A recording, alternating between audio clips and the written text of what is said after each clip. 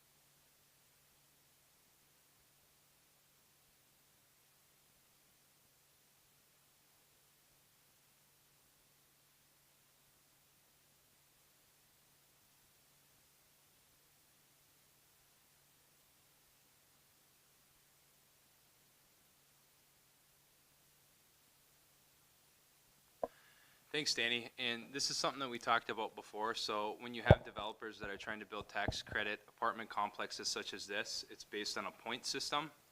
Applicants with the highest points get selected, and it's really competitive. And when you have a nonprofit partner, which can be a tribe, those developers get points on the applications, which increase the likelihood that they'll get selected. So no liability on the tribe. For this project, if they would be selected, we'd get 10% of the developer fees, and those aren't fees that we would have to pay out. Those would be monies that we would receive, and then a certain amount of units would be reserved for Sioux Tribe members. How many units would be available for us, Danny? It would be 11. 11 of them. Okay. So it's a cost. Yep. So it's a cost-free way to provide housing for our members. Any questions on this? Okay. Thank you, Danny. Appreciate it. See you this evening. All right, so the next item will be logo usage, tribal court request.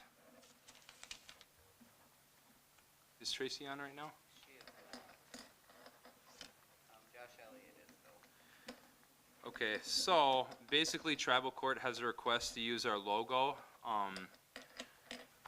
It hasn't been formalized that the legal department is going to be reviewing these, so until that change has been made formally, we'll still have to go through the board process. When Tracy's on, we'll discuss this, but until then, we'll go ahead and skip that. So the next item that will be on is intergovernmental forest protection. Dr. Clark, could you cover this first, please? Yeah. Press it until it turns green.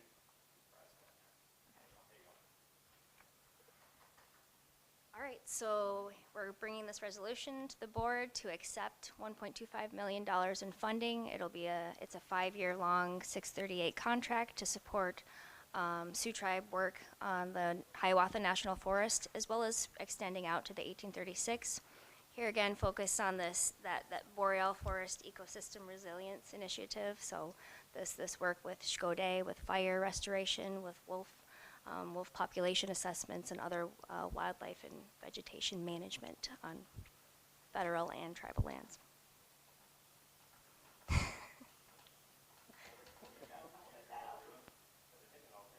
Very good. All right, I appreciate that. So as we all know, we're co-managers of the Hiawatha National Forest. We manage that with the Forest Service, so these funds will help us do that, right? Yes. Okay. And you already mentioned some of the projects that we're going to be doing. We're going to be doing the Shkodé project, which is a controlled burn, and then the other things you mentioned. Any questions, comments for the Natural Resource Department regarding this? Go ahead, Kim.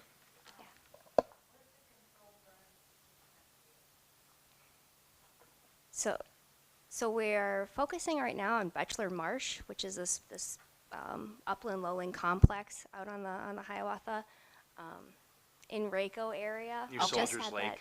I know where you mean. Yeah, Okay. just west of Soldiers Lake. However, there are burns all across the the east and west zones of the national forest that we want to engage in. But right now, we've been really focused in on Bachelor Marsh, and that's where we had that community gathering on Saturday. Okay, thank you. Anyone else on this project? All right, appreciate it. And then the next one would be the Aquatic Invasive Species Award. Could you discuss that, what it is? Right, so I learned after this resolution was submitted that we don't need to submit a resolution in this form. We'll actually go through the budget resolution process for this. However, this is a continuation of Fish and Wildlife Service aquatic invasive species funding. And so we're moving that into the fisheries program. So I was wondering if we could remove it from the agenda or not be read in. Any objections to that? So I'll cross it off and I won't read it into the agenda. Anything else to discuss with us? That's it for now. All right, thank you, appreciate it. All right, next item that we'll cover will be the Sixth Amendment to the tax agreement. Okay, Ryan, Tish, could you guys cover this first, please?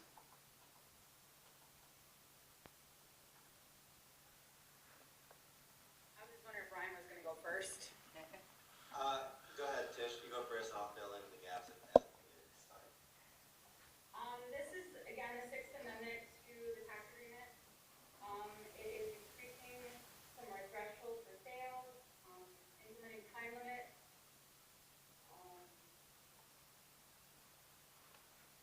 And it will automatically, included, will automatically adjust for inflation. Okay.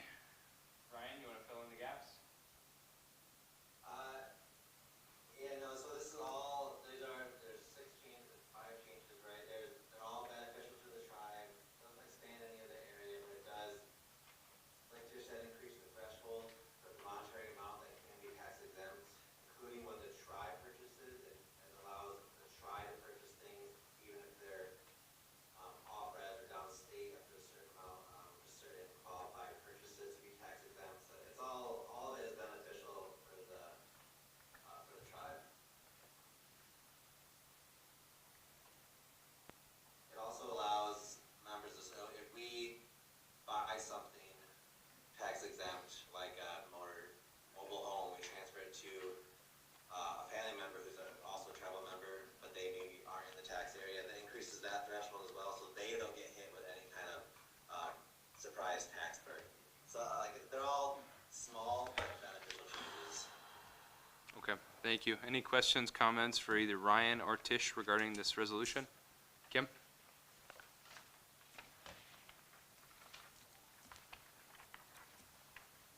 Okay, did I understand that if a family member is living outside the tax agreement and you sell them a car or whatever, they don't have to pay taxes when you sell that to them? Is that how I'm understanding that?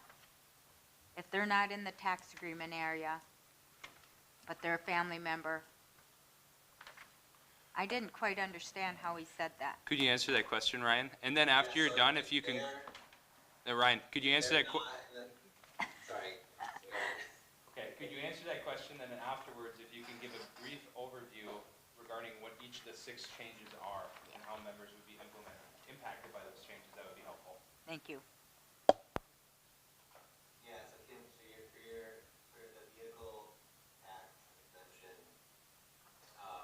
when a tribal member transfers or sells a vehicle or a modular home to a non-residential tribal member, a family member, even if they're not in the tax agreement area, I'll pull up, I don't have it in front of me, so I'll get it here in a second. Up to a certain dollar amount, depending on how much the sale is to that family member, they would not have to pay taxes on it when they go get that title in their name. So people no longer have to say that they bought a car from someone for $10, right? Yeah. Okay. You wouldn't have to deflate the value necessarily. Okay. Well, what are the other changes that are being done?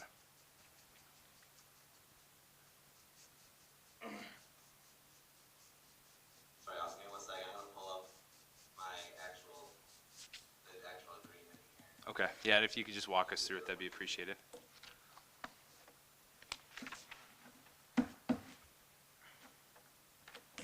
Okay, so there's my little cheat sheet.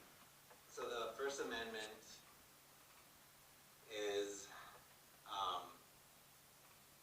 the revenue sharing for tax, the threshold for sales and tax sharing provisions under the revenue sharing we have with the state. It used to be, currently is, up to the first $5 million in annual gross sales. 2/3 of that tax will go to the tribe and 1/3 to the state. And after that $5 million, the tax is split 50-50. Now, that has increased to $8 million. So up to $8 million of gross receipts, we will, 2/3 of that will go to us, 1/3 to the state, and then the 50-50 kicks in. So $3 million additional dollars on that threshold. So more money back in our pocket on those sales tax and use tax provisions. So give us like a real world example. So someone goes to Midgem, there's a non-tribal member, they gotta pay that state tax, so at the end of the day, we're able to keep more of those funds at the end of the year, right? Correct. And maybe Tish could, she's more in depth at the real world scenario, but that's basically just the, correct. So the tribe will get to keep more of that tax sharing revenue than we previously were able to, because that threshold was lower, so then we had to, the state got more of that after $5 million, they got more of that money, now they'll only get more of that tax revenue at that $8 million threshold. Yeah, just to jump off what Ryan said, yeah, that includes some of our sales of casinos, our hotels and things like that too. All right, what else changes in it, Ryan? We already went through this one, but this has to do with transferring vehicles or taxes on property to a non-residential tribal member.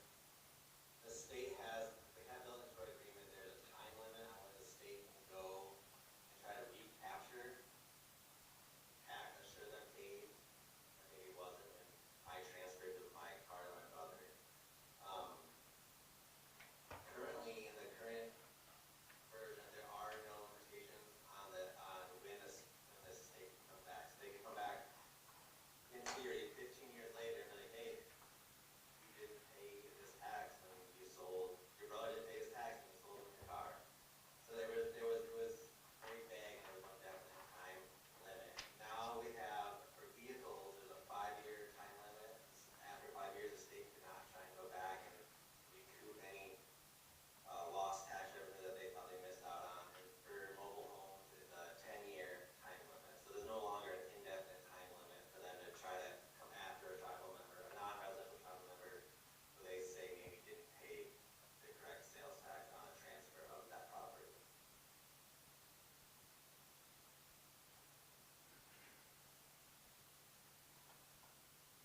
And a similar to that, there's no questions on that one. We've increased the partial exemption for what's called a post-sale transfer. So ordinary, like if we have like a passenger vehicle, a mobile home, a modular home, there's this recapture amount, it's the retail dollar value. If it's below a certain threshold, it'd be exempt from tax, and if it's not, or if it's above that, then it would be subject to tax. And the old threshold for like a vehicle was like $2,000. It's increased to $3,200. The old threshold for mobile home, like an RV, off-road vehicle, was $1,000. I believe, and now it's being increased to $1,600. So there's a higher value amount that is considered now tax exempt than was previously under the current version of the tax agreement for these post-sale transfers. It's similar to the state trying to go recoup the lost sales revenue or the sales tax revenue that they think they might miss out on. Now, if it increases that threshold for if I sell a car up to $2,000 or $3,200 to a family member, they would not have to worry about getting hit with any tax.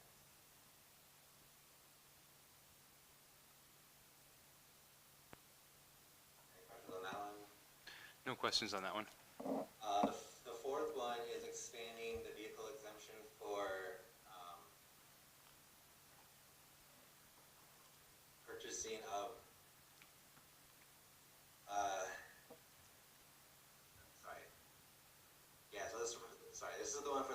the tribe purchases a vehicle for governmental functions. Currently, the agreement requires that the transaction when we, the tribe, buy a vehicle, that it's supposed to take place on the tribal land or trust land to be tax exempt. The change, the amendment would allow us to purchase the vehicle anywhere in Michigan and allow it to be tax exempt. That is for the tribe buying vehicles for primarily use on government functions. I'm not sure that it was enforced very well under our prior tax agreement, but this just gives us that language, making it very clear that we, if our government buys vehicles for our governmental use, no matter whether we buy in Michigan, we're not paying that tax. And then the fifth agreement, if there's no question on that one, sorry, go ahead. Is that just for the tribe or for the citizens too? That exemption is just for when the tribe itself purchases a vehicle for use in one of our departments. So we can buy it anywhere in Michigan, you're saying, or anywhere? Anywhere in Michigan, this would be anywhere in Michigan that we could get the tax exemption. Okay. The final one, Tish did bring up briefly, this builds in what they call an index of dollar amounts that will automatically adjust all these thresholds we're talking about for inflation without having to go back and renegotiate an increase every time the economy is hit or if there's inflation or there's some reason to. We can still go in and negotiate a higher amount that the index allows if there's reasonable basis to increase it further, but it will build in automatic increases every year, I believe, on these thresholds, or every few years, depending on the state of inflation.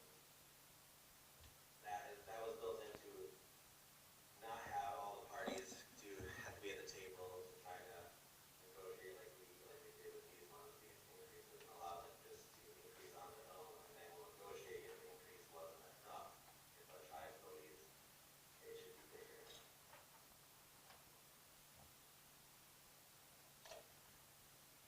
That makes sense. It does, Ryan, it does. Any other points to address? Is that all of them? No, those are the only changes those are the only amendments. Okay, appreciate it. Any final questions, comments from the board? Okay, good work, Ryan. Good luck. Good work, Tish. Isaac has a last-minute question, comment. Hey, Ryan, does any of these tax changes affect Gitche?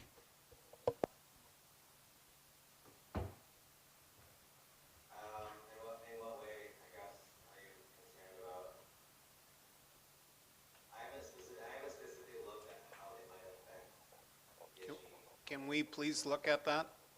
I will, yeah, I'll get with Dan and we can, I can't think of how they would affect it negatively right now off the top of my head, but I'll get with Dan and we'll do that analysis. Yeah. So I think mostly what Isaac is looking at is whether or not these amendments will provide a competitive advantage to Gitche. So if we can look at that, that would be appreciative. Appreciative. Yeah, I'll look at that, yeah. Okay, Tyler? Hey, who at the state of Michigan have you been working on for these tax amendments? Angela Bateman is her name. She's the main, I don't remember her position, I'm sorry, but she's kind of the main point of contact at the Treasury for all these discussions. There's a few over there. There's a tribal affairs office is involved. And Jesse Kirschner, I believe, is their name. That's one, and also Julie Jensen. Yes, Julie. Thank you. Have you guys broached the discussion of expanding any of our zones anywhere? So since I've been here, I'm just recently getting into the tax stuff since Candace stepped down and Tish took that role. So I haven't had direct conversations about expanding. I know it's something we're interested in doing. I looked in some of our notes of prior attempts to have a discussion, and I think it's a discussion worth having. I think probably a good approach would be taking in pieces. Like if we have, understand they probably want to expand it in multiple counties and multiple areas, but start with one and work out the logistics of that, and then build upon that. But I have not had those direct conversations yet. Okay, so I asked this because the conversations need to happen because this is clear. This is the second tax agreement we've done in 2 years, or not tax agreement, tax amendment that we've done in 2 years. So clearly they're open to making adjustments, and the discussion needs to begin whether they want to piece it together slowly to where most of our population is, or if they'll give us one per unit. It doesn't matter to me. The more people that we can benefit, the better. But we know for a fact that Bay Mills expanded theirs. And I also know that Keweenaw Bay is in process of expanding theirs if they haven't already had it approved. And KBIC is getting expansion to Marquette. I only know this because I have a strong relationship with several of their council and their CEO. So clearly the state of Michigan is open to more of the Marquette area. So when I say Marquette, I'm talking about like the Ishpeming-Negaunee area as well. That's something that they're in discussions for right now if they haven't passed that yet. Yeah, understood. And I agree with you, Tyler. I think it's a conversation.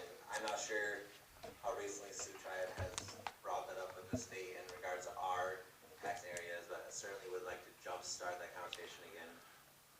We started it with Patterson a couple of years ago, but you can see where that went. If you could have the conversation and report back, I'd appreciate it, Ryan. So Tyler's right. Some tribes have been successful in expanding their tax exempt zones. I'm not sure if all those situations will be applicable to us. Take Bay Mills, for example. They just expanded their tax zone, but it was mostly because their tax exempt zone included a large portion of the Hiawatha National Forest where literally nobody lives. So they had a stronger argument to adjust their boundaries.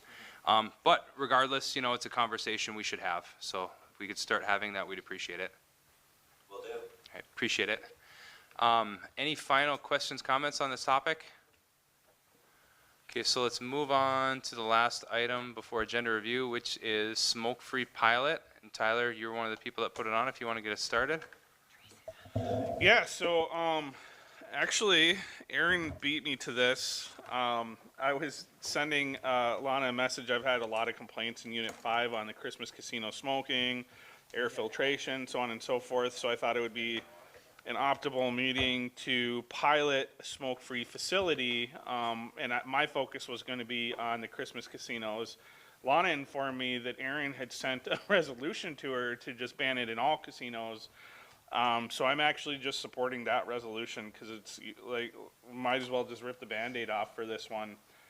I guess I would kind of like to know what staff think, but I will tell you this. So as far as tribal casinos are concerned, the last one that we went to, or the last one that I went to, I was with Chairman Lowe's in Seg Chips. And I'm not going to lie, I smoke cigars on occasion. I don't have anything to hide. But Seg Chips is now smoke-free. And they don't have an indoor area. They actually ask you to go outdoors. Was it a big deal? No, absolutely it was not a big deal. So can we do this for our own employees? I believe we can. In my previous life, I was a dealer for a year and a pit boss for 10 years up here in Marquette. And smoking is terrible if you're a casino employee that does not smoke. At the time, I had never touched tobacco in my life, and especially for those dealers who are stuck at the tables getting smoke blown in their face, or just people who do not use tobacco on a regular basis being stuck in that environment all day long, including our board meetings where it's actually kind of miserable to be in the casino and have to smell that all day long. So my main thought is let's protect our employees. It's the way that at least tribal industries are moving towards across the country. And then additionally, it looks good for us. It creates a cleaner environment. We're spending all this money to fix up our flagship casino and eventually all of our casinos and properties. Like, let's just take care of them. And the best way to take care of them is to protect it from the smoking and the nicotine. We just walked through a hotel that had some old stuff that hasn't been replaced, clearly nicotine stained. But it doesn't have a place for us anymore. I understand that people make the case that X amount of our patrons are tobacco users, and I think that is just simply not true. I pulled the data from 2022 in the state of Michigan, and I believe adult tobacco use in 2022 is at like 15.8 or 15.2%. I can't remember off the top of my head. It's a pretty easy number to pull. But if we're talking about only 15.2% of the state of Michigan is tobacco users, we're leaving out about 84% of our clientele who may not want to be in that environment. So if we cleaned it up, we may be catering to the majority instead of just the minority. That's all I have on that. Okay, anyone else want to speak on this? Go ahead, Kim.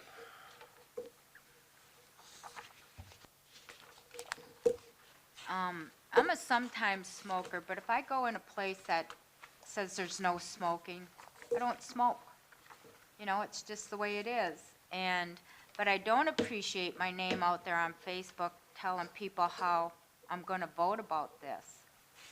So, and I don't read that stuff, but it gets sent to me.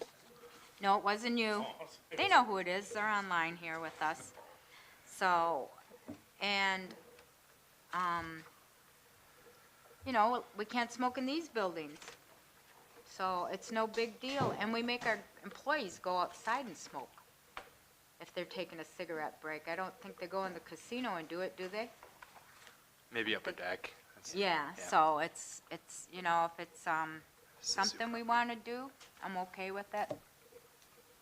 So, but like I said, I just don't appreciate my name out there in Facebook land telling people how I'm going to vote. Okay, Isaac? Yeah, I'm used to the politics. I don't care about my name on Facebook anymore. Hey, so I think this is long overdue. I mean, we've catered to the smokers for many, many years. It's just time to start catering to our employees. So I support. Okay, anyone else?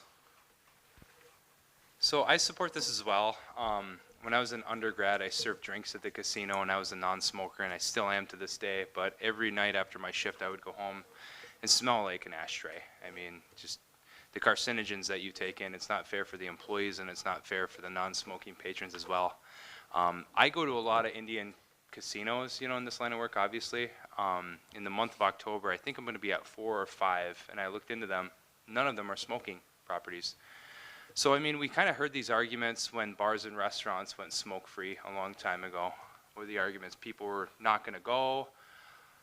Outside of bars, there's going to be fights left and right because people are going to be smoking cigarettes out there, arguing. I mean, the world went on, you know, and it will go move on when we pass this as well.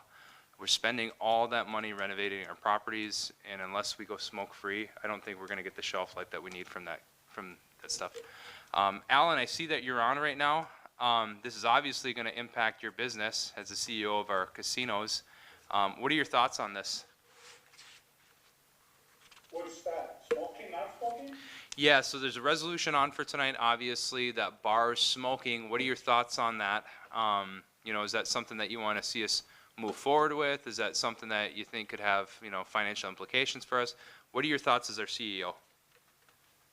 Well, I think it may have some implications, but I also think that if we build the right smoking areas like we're working on right now, we're putting our plans together on pricing, that it may not affect us as much as we think because everyone's transitioning to non-smoking at this point. Okay, Tyler has a follow-up question for you based on that. Yeah, not a follow-up question, but more of just a couple of responses too is, you know, there's studies out of UNLV that there are no long-term revenue consequences. I would also note that Ho-Chunk did this many, many years ago in Madison, their Madison site first, before it was cool or a popular thing to do. And then additionally, you know, something I didn't mention, beyond spending all of the money on updating all of our properties, our casino is undergoing renovations in the restaurant area too. And that restaurant area is going to be a little bit higher end, and we're going to want to cater to families to come in. And a lot of families nowadays don't want to bring their kids around people who are smoking right next to them. There's not a single restaurant in the state of Michigan you go to where there's smoking allowed near that restaurant or that close with an open air, with a shared open air space. Yeah, I don't disagree. I don't disagree with that at all. I just want to make sure that we create spaces where it is available within a closed setting. So Al, what are your thoughts if the board decides that it doesn't want a designated space for smoking, which doesn't exist in a lot of properties? What's your response to that? Well, I think it will have an impact. I know some people will negate that and say that it doesn't. I can only go off of what I faced when we went non-smoking. When Windsor went non-smoking in Detroit, basically all the three big properties in Detroit stopped advertising because literally all the guests, a good portion, 30 to 40% of the guests were coming across the river. Although I would say that was some years ago, and there is a major transition towards non-smoking, but I think a lot of venues still create like a small room or something, like Ohio, for instance. Toledo has patios that you can walk out to and smoke. So they create avenues where it is available, but it's just off the gaming floor. And it's in an enclosed setting where the smoke's not available to the patrons. Okay. Any final questions, comments on this? Okay, thanks Al, I appreciate it. Sure, no problem. Okay, so we are going to backtrack. Tracy is on. We're going to cover logo usage, tribal court request. Tracy, could you cover this for us, please? Yes, I can. Good afternoon. This is a request for the Tribal State Federal Digital Forum to use our logos, and not just one, the several that we have, as well as certain pictures in their American Indian and law handbooks that they are going to be doing a series of over, I believe, a few years. I have Judge Shannon here on the line too, if he wants to speak to some of this. There was a delay in getting this to you in the time Judge Avery, her departure in June, to Judge Shannon coming on. So this is just coming to light that we are one of the tribes that the forum has not received consent on to use their intellectual property. So Judge Shannon, if you want to elaborate for me. Thank you. Yeah, Tracy pretty well covered it. The state tribal judicial forum's been around for several years. Judge Kavanaugh, Judge Hoskin, a number of people put this thing together. But one of their, I came in late on this, but one of their ideas was to put together a federal state Indian law book. And it's a good product, but what it requires is they want to be able to use the tribal signage, emblems, logos, and then pay them. And so we need your authority to allow the state to do that. But it's a good product. Okay, I appreciate it. Any questions or comments from the board? Just a quick one, Tracy. Did the legal department review this? The reason I ask is because the board really doesn't want to be brought in the middle of this. I mean, for the most part, these requests are pretty black and white. And we want to have fewer things in front of us when it comes to just common sense type of stuff. So we're most likely going to take board action and vote on whether or not the legal department should be the point department in the tribe to evaluate these requests. But until that time, you know, we'd still like legal review. Did that take place? That did not. Okay. Until that gets passed, do you have an issue with doing that? Would that be a problem? Not for this one, because we're going to be voting on it tonight, but moving forward, we're going to take board action on it anyways.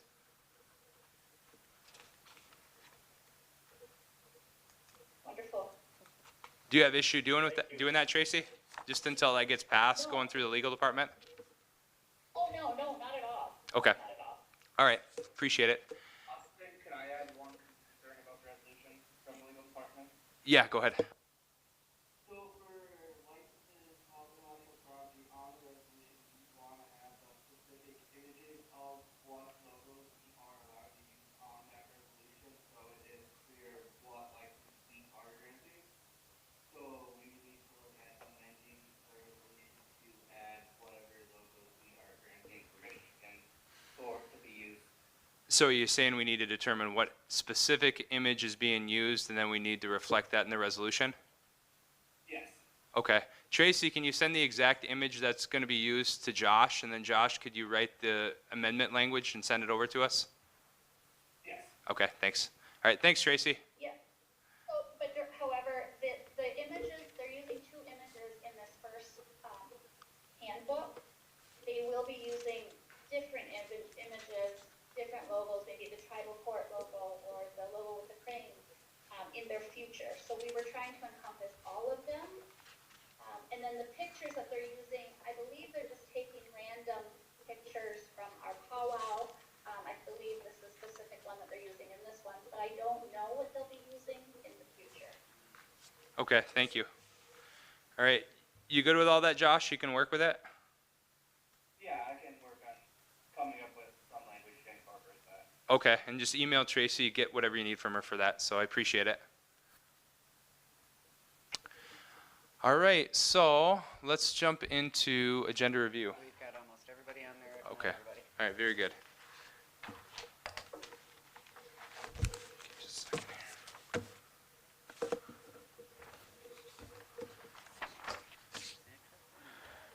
Is Juanita? She is not yet. She did get the message. Okay, we'll skip that one then.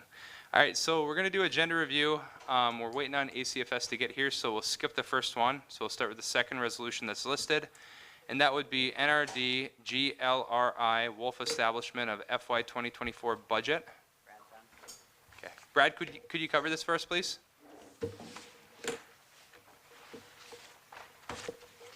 Yeah, of course, my camera.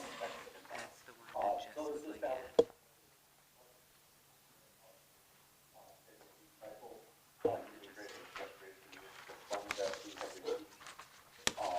This will be covering, one staff time through the remainder of 2024, and then there will be another budget to continue this multi-year project, starting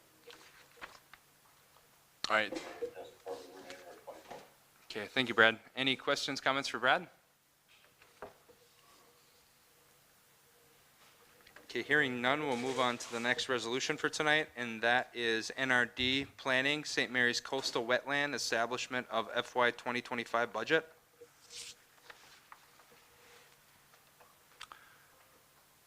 Dr. Clark, are you covering that one? Should said. Is she? Can we go grab her?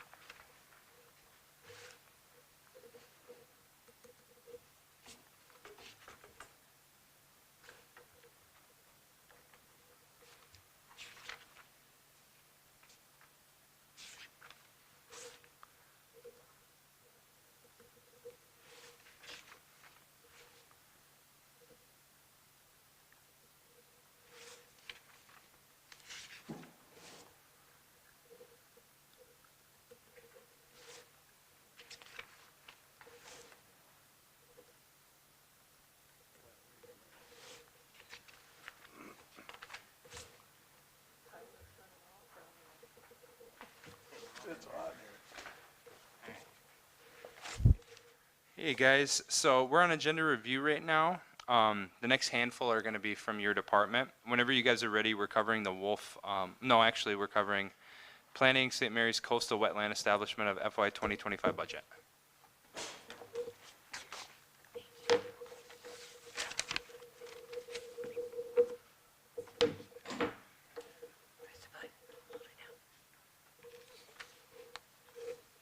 All right, so this is establishing a budget to really end and close out a large project with the NIFWF-funded program, National Fish and Wildlife Foundation funds, where the tribe brought together all different agencies across the St. Mary's River to discuss, to plan and prioritize coastal wetlands for protection and other sorts of interagency protection efforts. All right, thank you. Any questions, comments on that one? Okay, hearing none, we'll move on to the next resolution, which is monitoring and restoration in the St. Mary's River establishment of FY 2025 budget. Brad, are you covering this one? I got this one. Okay, go ahead. Much like the first one, this is establishing a budget for the remainder of this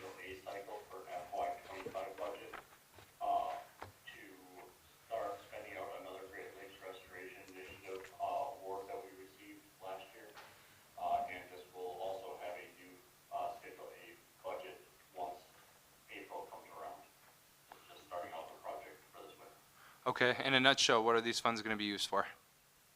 So this is to be removing invasive species on the St. Mary's River, planting Minovan, and trying to restore, natural systems back into the St. Mary's, much like the work we've done for a few years now. So plucking out cattails and planting wild rice. Yep. Okay, very good. Questions, comments? Thanks, Brad.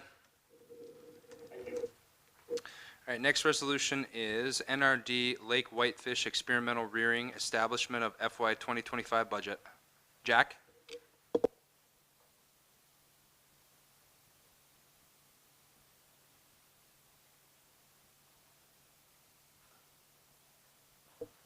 want to speak about it? So this is an old balance of funds that Jack and the Fisheries Program are using to support the Fisheries Enhancement Coordinator position, and that Lake Whitefish Experimental Rearing Program that Rusty Akins, one of the Fisheries Program staff, has initiated and led. So here again, trying to experiment, find ways to rear and then support lake-run whitefish as a means, to combat the issues that we're seeing with declining whitefish populations. Okay, very good. Questions, comments? So I attended the last event when you pulled whitefish from that pond, and it really is incredible because you guys are raising whitefish in small ponds that are warm, and it's teaching us about that practice. We released, 50,000 whitefish fingerlings this year in the Pine River? I believe so. Okay. And what I find cool about this is that there's 12 federally recognized tribes in the state of Michigan, but not everyone does this. How many tribes are doing this currently? So 2, Little Traverse and Sioux Tribe. Okay. The fisheries program is actually looking at stream habitat restoration alongside the pond rearing and other options for rearing. Okay, very good. Kim?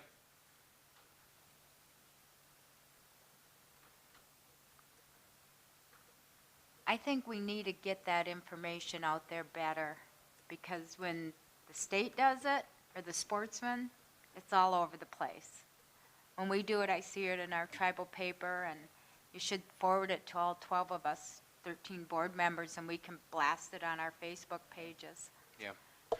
So Kim, I'm not sure if you're a member of the Natural Resources Division's page on Facebook, but we're doing more. We're implementing our PR firm as well. They're running stories, but we'll start forwarding them to you. We're trying to do better. Okay. Yeah. Yeah. Because it's a good thing. Yep, absolutely.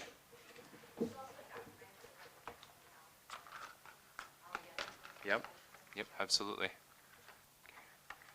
All right. Final chance, questions, comments on this resolution? All right, thank you, Dr. Clark. Appreciate it. The next resolution is Health Division, Sault Ste. Marie Housekeeping / Maintenance and Third-Party Revenue FY 2024 Budget Modifications. Carrie, are you going to be covering this for us? I will. Oh, Joel, okay. Thank you, everybody. Good. I'm sorry. Good, thanks for asking. How are you? I'm pretty good. Oh, better than yesterday. Good, yeah. I can only imagine what you guys went through. Yeah, it was not a fun day, but we got through it. Good staff. The purpose of my modification today is allocation of funding for this cost center. The original allocation was listed under an other line, which I think was an error straight up, and it should have been allocated between IHS and third party. So essentially, this is changing what the other line originally was listed at, which was 65,000 change, and then to balance the budget for the year end, we added 10,000 for 65 additional third parties to balance the budget through the end of the fiscal year this year. Okay, thanks, Joel. Any questions, comments?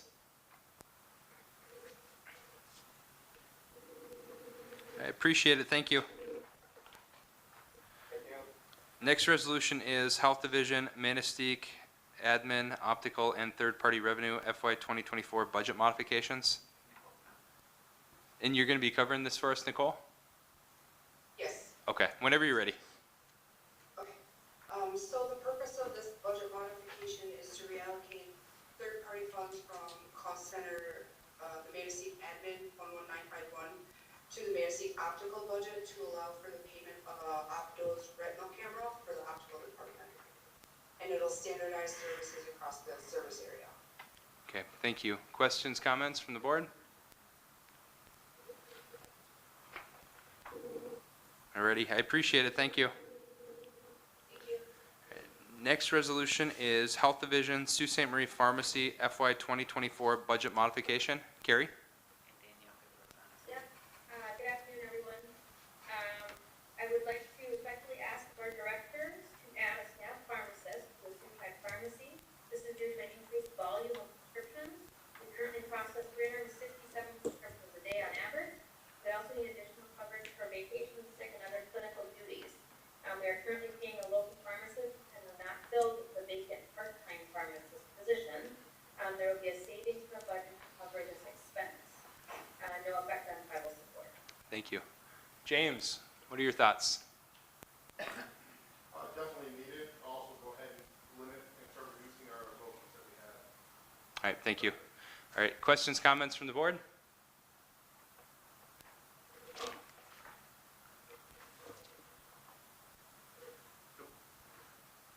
Good. Go ahead, Tyler.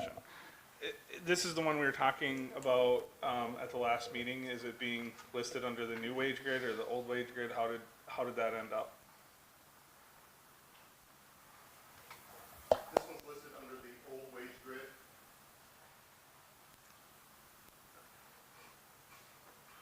Okay, anyone else? Okay, thanks, Carrie. Appreciate it. Thank you. All right, next resolution is Governmental Elections FY 2024 budget modification. Lana, could you cover this for us, please? Sure. Forgot again that it was on here.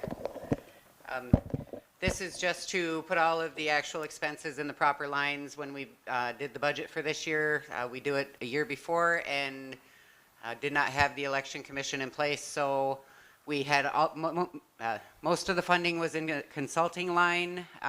Most of our commission, once the board put them in place in January, came from the West End, so we did not have any travel funds budgeted. So this corrects all of that, allocates an additional $15,000 and changed from tribal support to get the commission through December 31st of this year. Thanks, Lana. Any questions, comments for the board?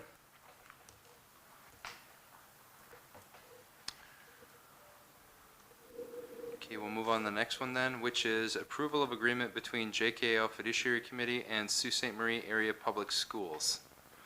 Steph, could you cover this? Yep, good afternoon, everybody. This agreement is being approved or being presented for approval, for a renewal contract between the JKL Fiduciary Committee and the Sault Ste. Marie Area Public Schools. The JKL Fiduciary Committee approved this agreement at their August 27th meeting. This agreement is entered for education-related services to be provided by the Sault Area Public Schools beginning July 1st, 2024 and continuing through June 30th, 2025. The services rendered shall include those identified by the JKL Fiduciary Committee and as agreed upon by the parties, including but not limited to staff salaries, professional development, culture contracts, field trips, and other student needs.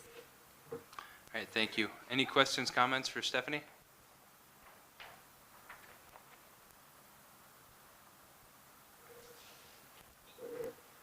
All right, thank you. Appreciate it.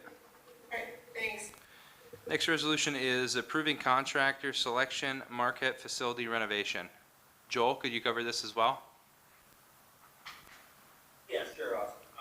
So this resolution is related to accepting the bid recommendation for the contractor to conduct renovation of the new Marquette house site.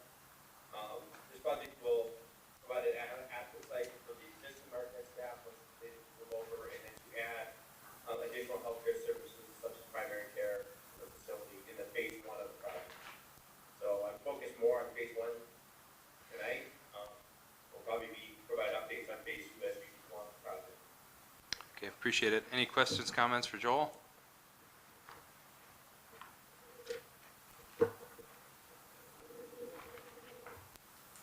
Okay, appreciate it, Joel. Thank you. All right, thank you. Next resolution is intergovernmental forest protection. Dr. Clark? So this resolution authorizes the tribe and the Natural Resource Division to accept 1.25 million in funding from the Forest Service under a 638 agreement to support co-stewardship planning led by Sioux Tribe on the Hiawatha National Forest, as well as, you know, broader landscape for preserving and protecting boreal or hemiboreal forest ecosystems. Okay, any questions about this? And this was workshopped earlier today. Just briefly, it does involve 2 contracts with some partner entities to develop a tribally governed and owned data portal, so that the tribe's not just sending data with all of this, you know, wildlife, vegetation, forest cover, ecological information. We're not just sending it out to the Forest Service, but they're submitting their data to our data portal, and then yet another adaptive management framework planning process. Okay, I appreciate it. Questions, comments? Okay, and then were you recommending that the next one, which is the aquatic invasive species, be pulled from the agenda tonight because it needs a little bit more work? Yes, please. Okay, all right, so that one will be taken up as well. Thank you. All right, next resolution is approval of 6th Amendment to the tax agreement between the Sault Ste. Marie Tribe of Chippewa Indians and the state of Michigan. Any questions for Ryan? This is something that we workshopped earlier today. Okay, so we'll move on from that one then. Thanks, Ryan, for being on standby. Next one would be granting license for use of tribal logos in American Indian law handbooks. Tracy can cover that if need be, but we workshopped it earlier today. Any questions, comments for Tracy? Okay, thanks for being on standby, Tracy. Appreciate it. Welcome, thank you. Next one would be authorizing joint venture agreement for Tierra Sheboygan project. Danny? Actually, Danny already covered this for us today, just similarly to the last 3. Any questions for Danny on this project? I did have one thing that, Mr.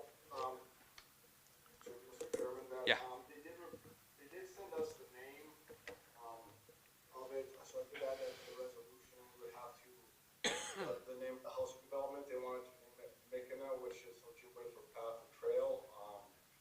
I don't know if we have an issue with that, we'll have 11 units set aside for tribal members. It was their decision, but it was originally just, they had a placeholder in there, Tierra Sheboygan. Now it is the Tierra Sheboygan, Makina project. I think that's awesome. And them naming this project in Ojibwe name. So, any questions, comments? Tyler, do you have your hand up? No. We don't need to read that. We don't need to amend the resolution to do that, do we? I don't feel it's material. No. No, and I mean, it's their project. They can name it whatever they want. We're a minority partner, so, no. I'm just making sure. Okay, and I see Clarence online right now. I want to thank Clarence for bringing this to the board's attention. He put me in touch with a developer, and, you know, there's no downside to these kind of projects if they're just using our name for points on an application. So, Clarence, I see you on there. I appreciate that, and I'm going to give that announcement during the meeting, too, because that was really awesome of you to put us in touch with these people. The city manager got in touch with Clarence, so the city of Sheboygan is working on this project, and then they roped in the tribe as well for those nonprofit points on the application. So, good job, Clarence. Thank you, Chairman, and I do appreciate the board's willingness to help out the community down here in Sheboygan. Yep, absolutely.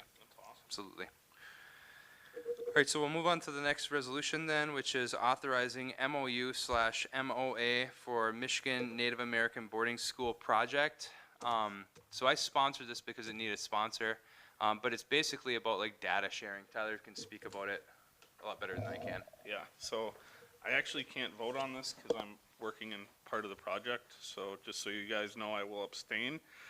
Ultimately, this will just authorize the collection of Sioux Tribe data and be able to report back to the Sioux Tribe. As part of this, 11 of the 12 Michigan tribes have opted into this study. This is the final portion right now. The data will just be used as aggregate data so as not to identify any specific tribe, What this MOU, MOA authorizes is for the data collection to actually be more specific to the tribe. Then we can share back to the tribes what data was collected. Otherwise, the tribes will still get a report, but it will be aggregate data report, not specifying tribes. And this is the state's boarding school study. Questions, comments? Rob? What specific data is it going to cover? Boarding school data. It's boarding school stuff. It's an online questionnaire about people's experience with boarding schools, whether or not they're a survivor or whether or not they're a descendant of a survivor. The state RFP'd it. This company that Tyler works for was awarded the contract, so they're interviewing survivors and descendants to create this report, but they obviously need permission from the tribe. So like Tyler said, it's non-descriptive. The data isn't going to be used to identify one tribe over another. So are they are using data that is voluntarily given by survivors? And descendants, yep. What do they need our permission for then? Like, what data are we providing as a tribe? Sioux tribe. That's gonna be outside of the scope of those individuals who voluntarily, offer up their feedback. I mean, if members, survivors voluntarily offer up their feedback, that's completely on them, but traditionally, we've been pretty guarded about that information. So what information is on our end that we're gonna release, by this resolution? None. The tribe's not offering any data up on this. This authorizes the Sioux tribe to be identified in the study. Otherwise, all data collected from Sioux tribe citizens will just be guarded as just random input data as aggregate. So aggregate means you're just putting it all into one study, one data pool, right? And then you're not identifying where those data pools are coming from. So what this does is it authorizes basically the use. It's ultimately it's about data sovereignty, because the tribe and tribes specifically have sovereignty over their own data and what is utilized, especially within their own citizens. However, the citizens have the right and the individual autonomy to enter into research projects individually.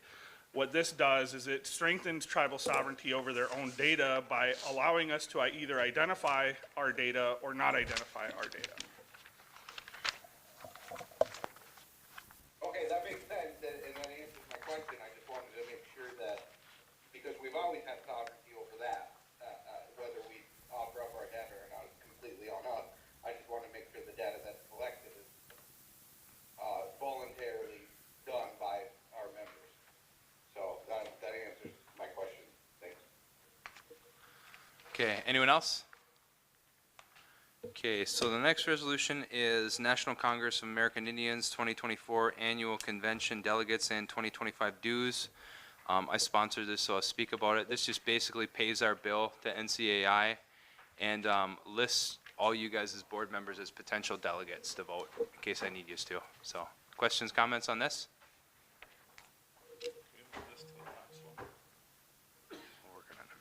All right, so we'll move on to the next one, which should be establishing grants department. So Kim Hampton, Tyler, and Rob put this on. If you guys want to speak about it, Larry's here as well. Yep.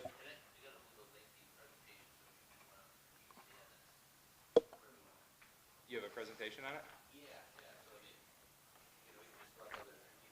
Yeah. So we'll move this to the end. Okay, so next one would be tribal styrofoam ban. Tyler, Kim Hampton, and Rob put this on. Any of you guys want to speak on it? Yeah, I mean, it's long past time, and we have our Natural Resources Department present here to maybe support us on this one. But Rob and I got to talking about a couple of things a few weeks back, and I was actually here in this Munising Health Center at an elder meeting when I realized we still had like a closet full of styrofoam, and I did not know that happened. It made me kind of look across the tribe.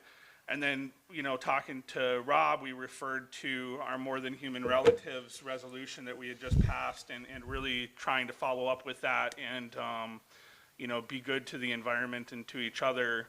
I think it's just an easy step. Styrofoam is not good for the environment, but it's also not good for human consumption with hot foods and liquids. So there are many studies on this. I did not bring a whole lot forward. I thought this was a pretty straightforward resolution, but I think we have some professionals in the room that can support this with their background and experience. Maybe we want to hear from them. Rob's got his hand up too. Go ahead, Rob. Yeah, I was just gonna identify the same thing as Tyler, the response to our non-human relatives resolution. I think it's a great resolution, and it was supported by our food sovereignty committee. The other thing I'd like to say is that, you know, our first obligation as leaders is to make sure that, in 7 generations from now, our people, when we're long gone, have a sustainable, resource, which means we do have to take steps to protect the environment. So like Tyler said, this is long overdue, and I think it's just gonna be the first in a long line of, protective resolutions to come forward, to ensure that we're leaving behind the best, earth and environment that we can for our future generations. That, and I honestly believe that should be our very first obligation as leaders. So, I 100% support this. Anyone else? You guys want to speak on this? I mean, it's a no-brainer. It's styrofoam. It lasts forever. It doesn't degrade at all. You know, it's low-hanging fruit. My office stopped buying styrofoam a long time ago, and we're not going to. So, if it costs a couple cents more per cup, no big deal. So, Amen. yeah, I mean, there's not much more to say.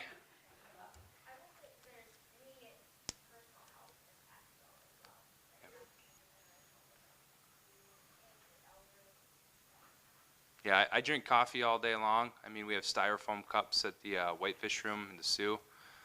I don't drink out of it. I use a mug. You know, I never have. So, all right, that one should be easy. So the next resolution is purchase Narcan dispensers for each unit. So Directors Hampton, Barbeau, McKechnie, LaPlante, McRory, and myself sponsored this. So I can speak on it if you guys don't mind. What this will do is utilize funds in the opiate settlement fund to purchase 2 Narcan dispensers for each unit. In addition to that, supply it with the Narcan that it needs to be distributed. Pretty straightforward. There's plenty of funds in the opiate settlement fund to cover that, and this stuff saves lives. Questions, comments? Okay, so we'll move on from that one. Hi, Austin? Yeah. I'm sorry, again, I'm kind of raising it. I thought that in all of our units, at least at our health centers, we had the Narcan available. Is that not the case? I don't know if they're at each health center, but an argument can be made that maybe they should be in more accessible places like Midgem. I mean, if you're part of that population that's abusing opioids, how often are you at our health division? Probably not very often, but you might be at Midgem. So I think it's basically to find ways to make this medication more accessible to people. But it might be at the health division. James, could you speak on that? I know that Brandy was looking at the locations of where we had them, and it was brought up at one of the meetings previously. Brandy, are you online? Brandy, can you guys hear us? Hey, hey. No, I see. It sounds like you want to say something. Yes, so the health division did purchase 78 machines back in August of last year, and we do have them available at the health centers. We also have a prevention specialist that is responsible for filling them, and then she can also provide the training on them. We have 5 additional units already coming for the new mat clinic and everything else, and so these more machines will be added to the machines that we already have, so that they fall under that policy and procedure. Refilling wise, we are also going to reach out and see if we can get prevention supplies under other departments. I know you mentioned toothbrushes, so I wanted to see if maybe under a dental grant we would be able to get some under their company. So maybe save a little bit of money.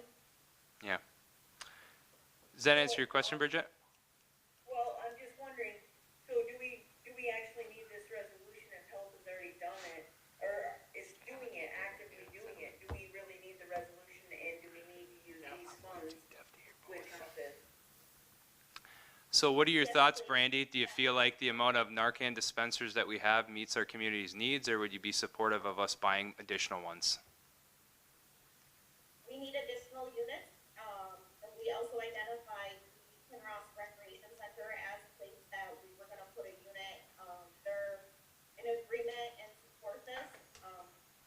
As of right now, the funds are in this resolution. Okay, thank you.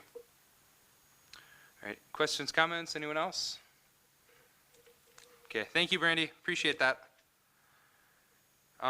Next up, we have the Kuwait Casino smoking ban implementation plan. We just workshopped that. Anyone want to speak on it?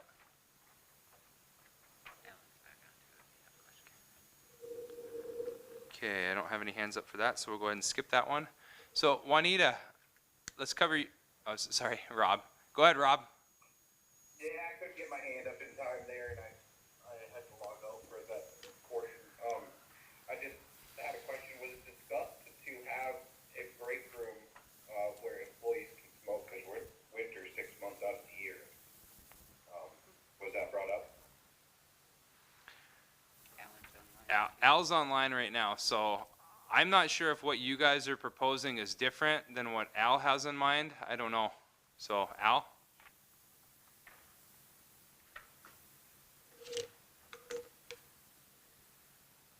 Can you hear me, Al? Sorry, I was just unmuting. Did you hear what Rob's question was? Yeah, he was asking that if there was a smoking area that would be available to team members. We thought about that as well in our plans. Besides having enclosed rooms, having an enclosed room for potential team members as well. But it may not be, just so everyone's aware, the smaller sites may not have an available space. They may have to go outside in like a patio area. We're looking at enclosing some areas. Okay. Anyone else? Would that be included in this resolution, though? I mean, if the resolution passes, it bans the ability to do that. Is that correct?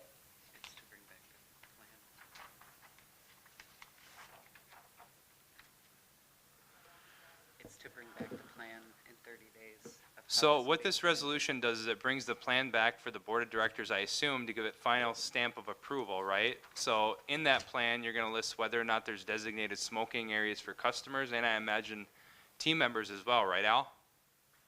Yes. Okay, so this is giving you the job to create a plan and come back in 30 days. And based on the property and its size, that will help inform us whether or not to be a smoking area for team members at the property, right? Based on what you just said? Okay. All right. Okay. Anyone else? Tyler. Where was the concern for the non-smoking areas for the team members?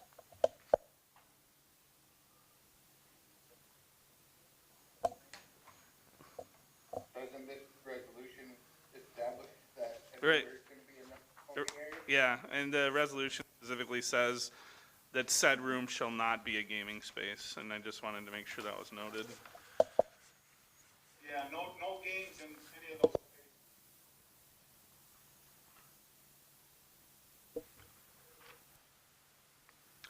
Did Al answer your question, Rob?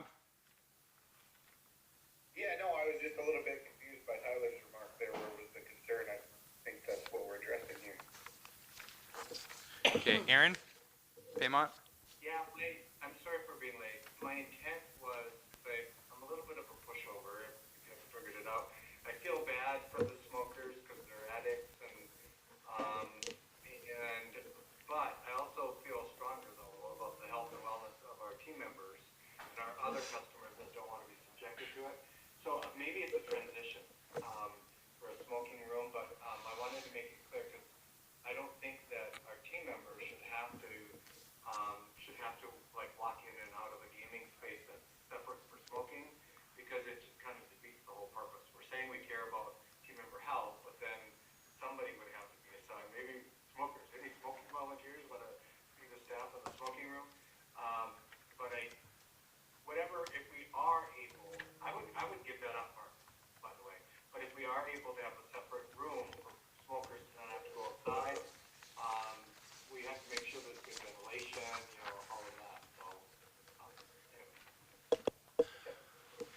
Well, Al, how about this? How about you create a plan for 100% non-smoking as well? See which one the board likes better. Talk about all the financials, all the implications, all that good stuff, and we can help guide your decision on that. And then legal, I have a question on this resolution. So does this require the casino to come back to us in 30 days for us to approve that plan? Or is it self-enacting? In 30 days, their plan is going to be implemented if this passes.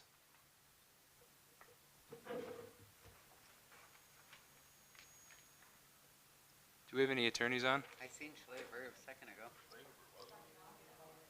Aaron? All right, Josh, Ryan, I'm going to read this section to you. Let me know what you think.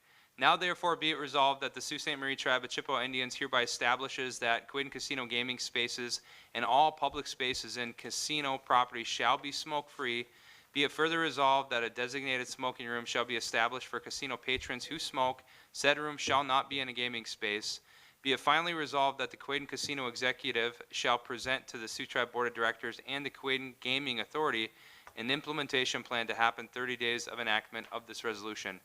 So if this resolution passes, does the board have to approve the implementation plan, or do they just present it to us and then it goes into effect within 30 days?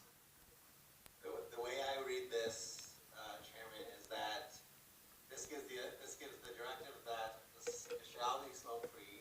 There's no may, right? And then it's going to be enacted within 30 days of this resolution, and they're just presenting the plan, so it's giving them the authority to create the plan as they need it for their business, but not needing a subsequent approval of the board to enact it. Okay. It's like it's self-enacting. Okay, well that clears it up for me. Yeah. However, it would then need to go to the management board, the gaming authority, for formal enactment at that level. So there will be a second vote by your sister body. At the Gaming Authority? Correct. Okay, so that's where we decide whether or not we're in support of it. Correct. Okay, all right, makes sense. Questions, comments? All right, so let's move on to ACFS then. So, Juanita, we have your resolution, ACFS Social Work FY 2024 budget modification. Yes, this budget modification is to correct the previous budget mod that was done. We incorrectly budgeted for a 2-pay period amount when it was a 3-pay period amount. And this is in the amount of $19,891.51 in travel support that was actually previously taken out. Okay, thank you. Any questions, comments on this? All right, I appreciate it, Juanita. All right, Larry, you'll do your presentation on your resolution? No, no worries at all. I don't know how he's going to do a presentation. I asked him. No, I mean, we don't have a board for everybody to see unless they're on their computer. Yeah. Hold on, guys. Hold on. Everybody here. Hold on. All right, yes, Kim. Oh, it's Jess. Jess. Oh, yes, that other one that they're asking to I just add. wanted to know if we were gonna. Oh, yeah. Yeah, my bad. My bad. So let me get back to that while Larry's setting up. So Jess wants to know if we can suspend the rules and add a resolution tonight. 9 people have to be in support of it. So if 3 people are opposed to it, we still have our 9. So that resolution is titled Approving Service Agreement with Service Refrigeration. You sent that to the board, Jess? No, I don't believe it's been sent to the board yet. Lana sent it, we did send it to Lana and Ashley. Just this So we can afternoon. forward it if need be. I'll forward it now. Okay, so that's going to be forwarded to all the board members, and I'll read it really fast since we don't have it in front of us, and then you can explain it, and then we'll call on the board if they have any questions, and I'll find out if there's any objection to waiving the rules and adding it tonight. Whereas the Sault Ste. Marie Tribe of Chippewa Indians is a federally recognized Indian tribe organized under the Indian Reorganization Act of 1934 as amended, and whereas Big Bear has been working with Serve Ice Refrigeration for Phase 1 and 2 on a project, and whereas Big Bear and Serve Ice Refrigeration are prepared to proceed with Phase 3 on a project, now therefore be it resolved that the Sault Ste. Marie Tribe of Chippewa Indians Board of Directors hereby approves a service agreement with Serve Ice Refrigeration negotiated by the Recreational Facility Manager for Phase 3 services. Be it further resolved, the Board of Directors hereby authorizes the chairman or his designee to execute any and all documents for the Serve Ice Refrigeration Agreement. In a nutshell, what does this do? Actually, Austin, I'm gonna is on the line, so she has more details about it. Okay. Good afternoon, can everyone hear me? Yes, we can. Yep. Okay, I'm here today with Neil Caldwell, who's the operations manager at the facility. We did receive some confirmation after the board deadline regarding what was required with phase 3 for our Olympic rink subfloor system.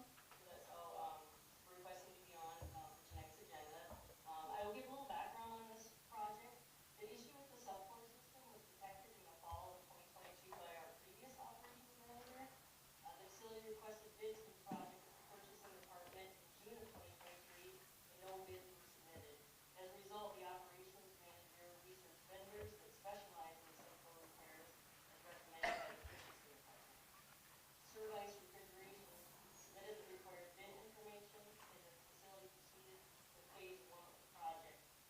What phase 1 included was some highly technical equipment trying to locate a leak over the subfloor in the Olympic arena. We did that in November of 2023, and no leak was detected. So from there, we moved on to phase 2 with Service vendor, and we just completed that this month, actually. Last week, we got the final determination, like I said, regarding the location of the leak. And we were notified that the leak is actually between our compressor room and the exterior area of the Olympic rink. So at this time, we still have the piping exposed. It's quite an expansive hole that we dug through the concrete to expose the piping so that we could do this testing. And so we're looking to get the contract approved to move forward with phase 3 for Service with the specialized tools and stuff that they have to get this thing taken care of. We're planning to work with Subtract Construction to do some of the prep work and hoping to start on this project with Service for October 1st to get this taken care of. The funds are in our budget, just seeking board approval since the contract is over $50,000. All right. Thank you. Any questions, comments from the board? So I'll ask this again during the meeting, but I'm going to ask it just to make sure it's not a waste of time. Does anyone object to this being added to tonight? Okay, I'll ask during the meeting again, but I appreciate that. Rob?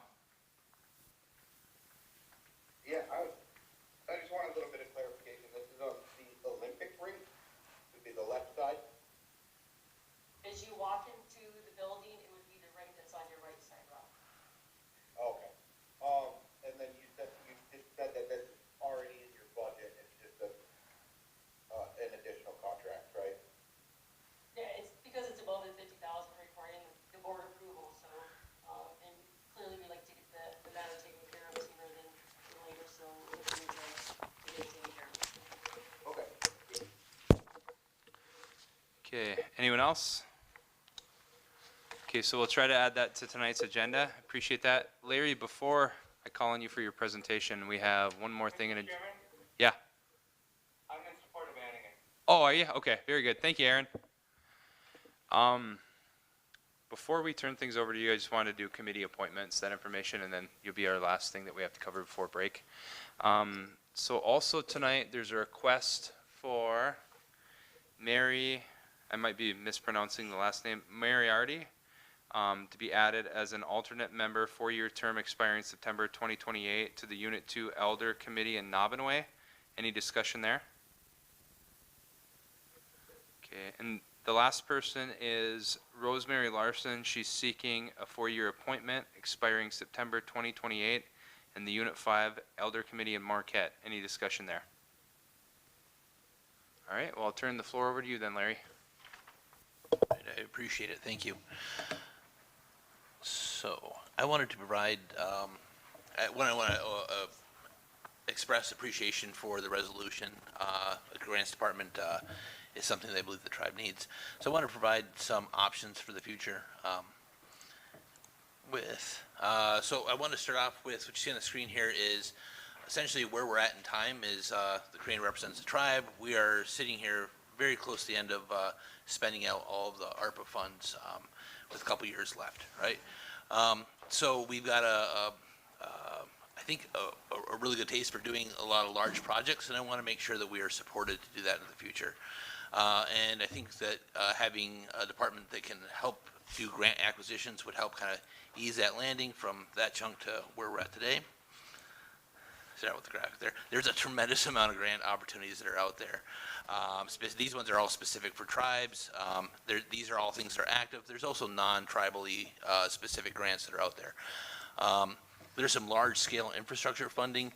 Energy, you know, we see $97 billion in investments, broadband $45 billion. There's other large areas as well. So, you know, there's these infrastructure grants which are going to be different than some of our typical grants, and I just want to note this because it's going to come up in the future if we end up going after some of these large ones. Typical programmatic grants, as everyone's very familiar with, you know, we have jobs that are created within the tribal economy, services are provided to tribal membership, equipment's purchased, space cost is paid for, and we receive a lot of indirect funds to help cover administrative costs.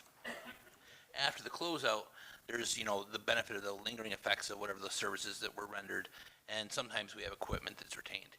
Some of these infrastructure grants, the tribe will benefit primarily after the program period. So sometimes there's some temp jobs that are created, some may be tribal temp jobs. Equipment is purchased and installed, space costs are often unlikely, indirect funds are also sometimes allowable, sometimes not, often limited. But after the closeout is where the payoff on the infrastructure grants are.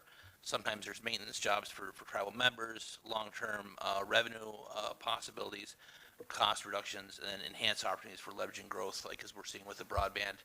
We're getting other opportunities that are not associated with the grant itself. Hey, Larry. Yes. Rob has a question or comment, Yeah. if you don't mind pausing for a second. Go ahead, Rob.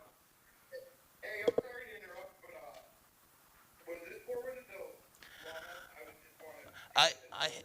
I had a little bit of a technical issue, and I will get this whole thing set up and recorded, and I can send the whole thing to the. Yes. He's talking about, did you send me your PowerPoint? No, because there was I had the PowerPoint split into two chunks, and one half, I don't know, it's stuck somewhere on the Sioux Tribe server, and I can't access it here, so it was a little technical glitch. But I'll package the whole thing together and send it to you. Okay, thank you, Larry. Yeah, thank you. Appreciate that.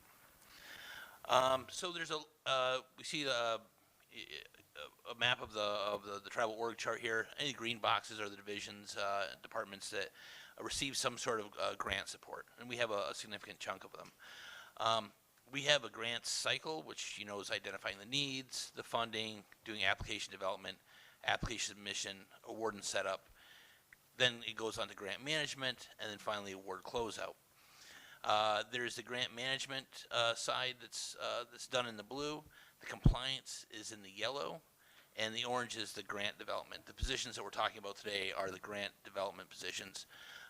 And I'm going to in the future be making a pitch for compliance. I just wanted to bring this up today because to know about the entire cycle, I think, is important because it's something that we need to have a full, healthy system.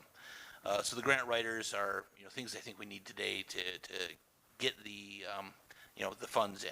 But grant compliance officers and intake specialists are something that I want to do a full review, and we'll be providing additional information for the board to choose if that's the direction we want to go in the future.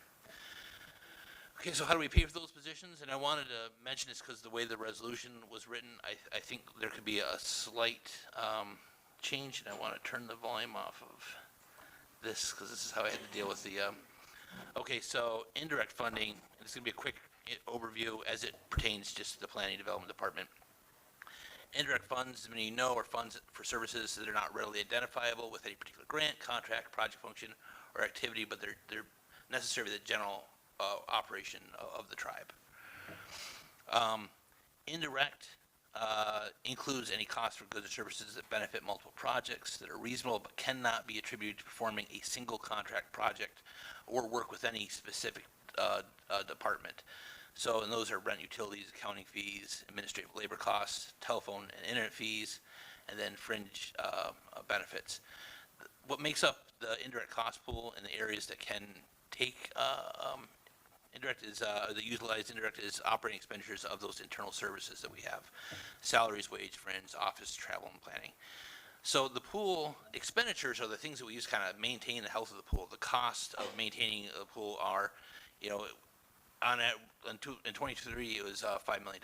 So we have all these different places: board expenses, the planning, development, human resources, payroll, everybody has these different percentages, and these percentages are part of essentially a big formula that we have to be able to calculate, and we have to be able to increase this over time to be able to get a kind of a healthy balance. Let me make sure this is. So the indirect rate is based on the following formula: the indirect cost pool operating expenditure allocation over federal funding. And so in 23 we had 43 million in federal funding. So anything that changes the fraction will impact the overall rate. So in 23 it was 11.94. In 2024 it's 12.19. And those small percentages don't seem like much, but it's that percentage of the $43 million. And if we can increase it, it decreases the draw on tribal support over time. It costs a little bit up front. Let's see if I can forward this a little bit. Okay, so to keep the rate healthy, we need to keep the top part as large and balanced as possible with federal funding. And we're at a place today. I think everybody knows that indirect rate has been diminished over time, and so it's something we need to get back on track.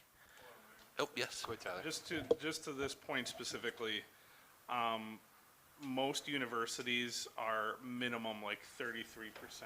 We had talked about this, I think 2 meetings ago, maybe it was last meeting, but de minimis, what used to be 10%, Bob told me that it's going up to 15%. Yeah, so we're not even to de minimis where we're at right now with our IDC. I did make an error in the resolution because I was originally going to assign these to departments, but after reaching out to Larry, he informed me, he's like, yeah, we can just push these to IDC. So immediately it can go to increasing that formula. Additionally, so the reason this came about is last week we had our housing meeting. I asked Joni specifically, how much money are we leaving on the table? Because we're not getting these houses developed in all of our units. We have a 2,600 housing shortage or something like that, according to the last report. And she said we apply for what we're able to and know that we have better chances of getting. So I reached out to Larry to ask him about this, and he's like, hey, I actually have a plan. So he helped set all this up. But that, going back to the 11.9%, that's part of the reason I'm pitching this, because we need to get people we need full-time people churning out grants. That should be their full-time job year-round in order to maintain and build services beyond what we're already doing and offset tribal support in the long run. There's no reason that universities, and I'm saying a minimum of 33%, 35% for universities, some of them are upwards of 40, So I'm not telling we're going to go there tomorrow. It's going to be a longer term solution, but this is part of the reason I push this forward. It's just we're not doing enough. So before we move on, Larry, so obviously, when these people walk through the door, if this resolution passes, we're not going to have grants sitting there waiting for them where we can charge indirect for their salary. At least for a little while, tribal support is going to pay for this, right? That is correct. Okay, so once we get up and running, because this would be an initial investment, how long do you think it would be until this department is supported with the grants that it brings in? So there's the grants that it bring in versus the indirect support. So the indirect support, I think it takes about 2 to 3 years for that turnover. So there is a cost up front. I think right now we're already a little over on indirect. So that cost is going to be realized, and that sting's going to be here for the next 2 years as we temporarily support that, in which we're then shifting that rate so it increases. Okay, so how much will it cost to operate this department until those indirects come in, grants come in, all that good stuff?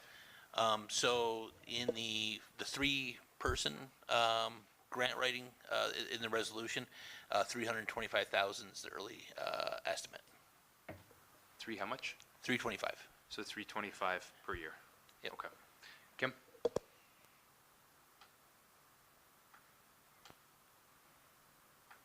Okay, I don't think we're going to get 3 grant writers right off the go. We'll probably start with 1, as they come on board.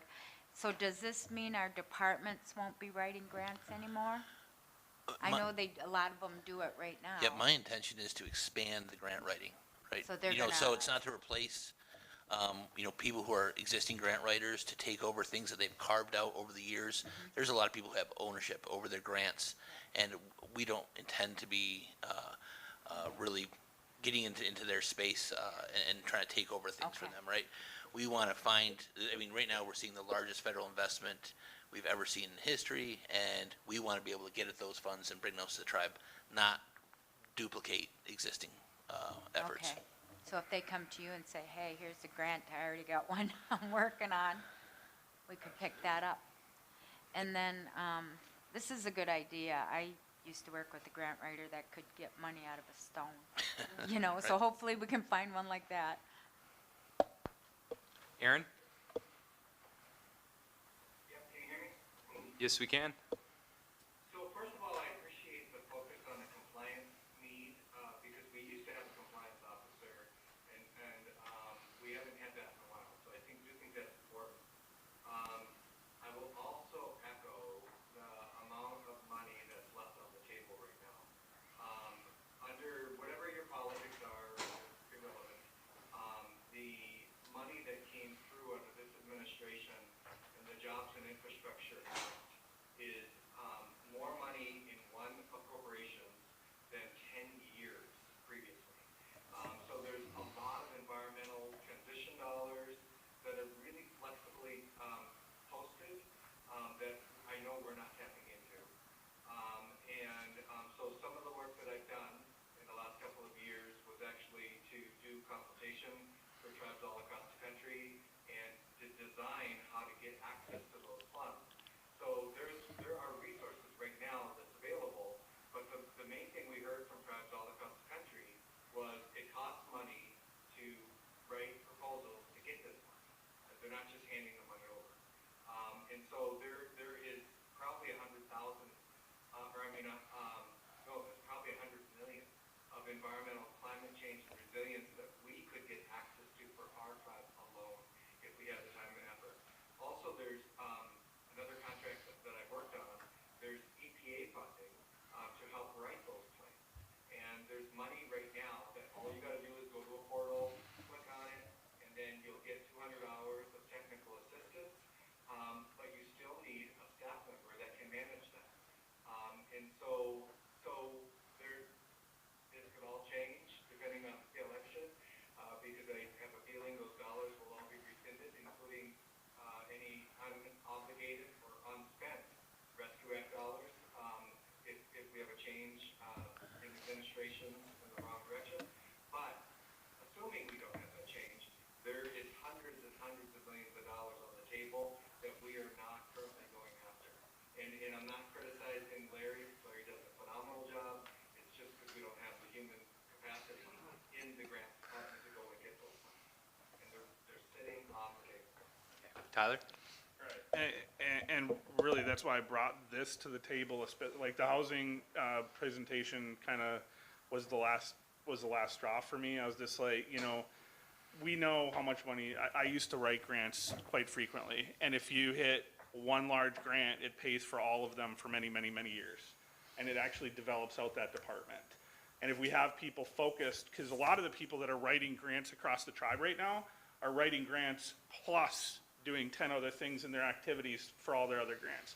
If we start with 3 full-time grant writers that are just churning out paper all day, all week long throughout the year, you will hit many of these grants that we're going to apply for. So yes, there is an upfront cost, but the cost that it's costing us right now is limitless. I mean, look at all of these news releases of all the tribes around us getting all of this additional funding for things that we actually need in our tribe, and the infrastructure, environmental health, those things are huge right now.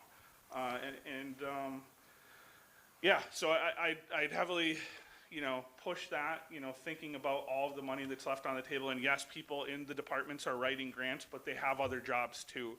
And I wouldn't be asking them to stop doing that because it's a great supplement, but having this department to fall back on and be like, hey, this really great grant is available, but it's very large and I don't have the capacity to do this. That's what a grants department is for.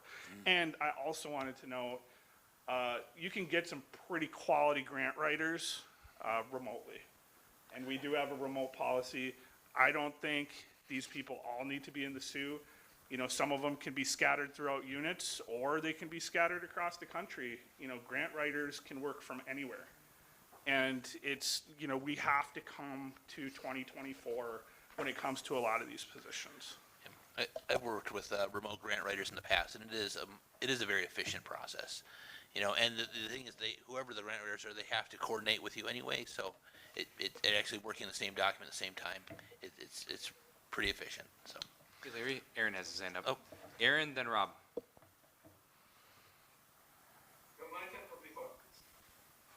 All right, go ahead, Rob. So when Tyler and I were discussing this, you know, like he mentioned originally, we had specific areas that we wanted to direct you. Hey, we lost you, Rob. Can you hear me? I can now. We couldn't hear probably the last 10 seconds. Just start over. I was just saying that when we first, when Tyler and I first started discussing this, we had some specific areas that we wanted to focus on. And, you know, one of the ones that I overlooked when we did this, and maybe Larry can speak to this, is how much attention we could put on it. I believe we had health, government, and what was the other one, Tyler? Housing. Housing, yep.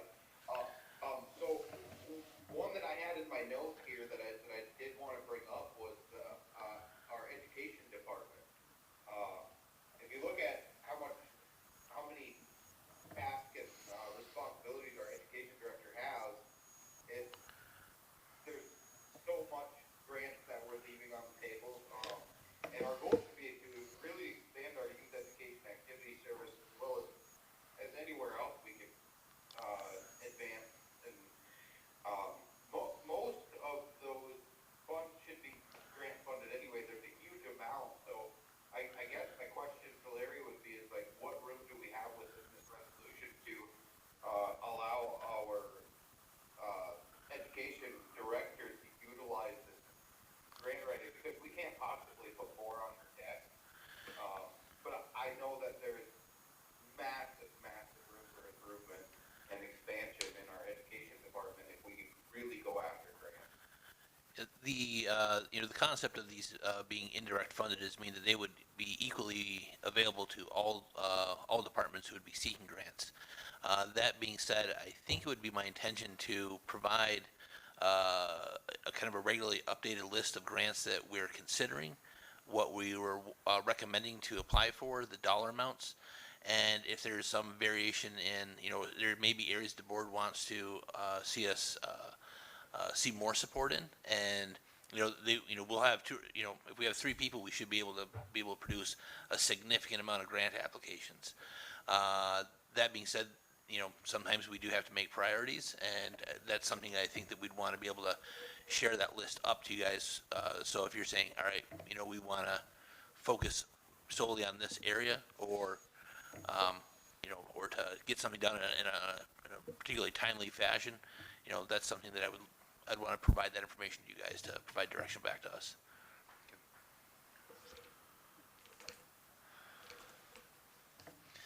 Okay. Well, I'm thinking that I could probably skip the rest of this presentation. I think we covered a lot of this in conversation.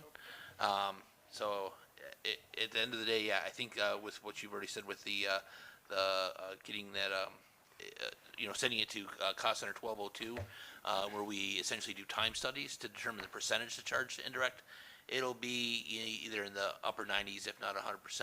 I know some people say it's not always impossible to get 100% out of these indirect positions, but they would all be noting exactly what they're doing with their time so that we can justify to the feds that they are a very high percentage of being able to be covered by indirect. So there's a process, and a lot of people have to do that. Christine, so this will be under strategic planning, which is under you ultimately. What are your thoughts on this? Are you supportive?